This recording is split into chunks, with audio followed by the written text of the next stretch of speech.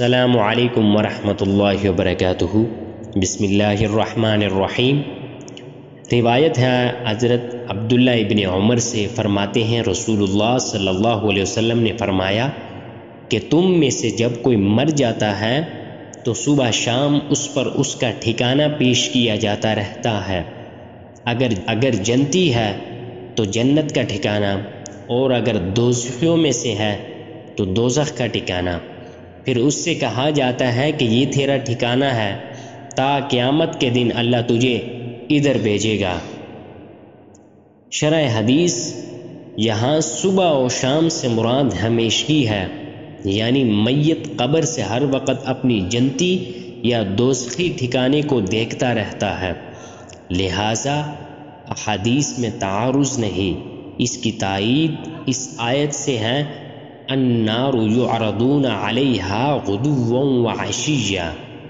دیکھتا رہتا ہے، اور قبر میں جنت کی خوشبوئیں، وہاں کی ٹھنڈی ہوائیں، بلکہ وہاں کے پھل بھی آتے رہتے ہیں۔ ایسے ہی کافر کی قبر میں دوزخ کی لو، وہاں کی بدبو اور سانپ بچھو قبر میں پہنچتے رہتے ہیں۔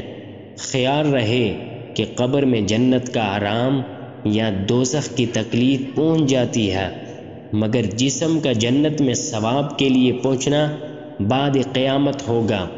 ہاں، شہداء کی روحیں مرتی ہی جنت میں پہنچ جاتی ہیں، جسمانی داخلہ ان کا بھی قیامت کے بعد ہے۔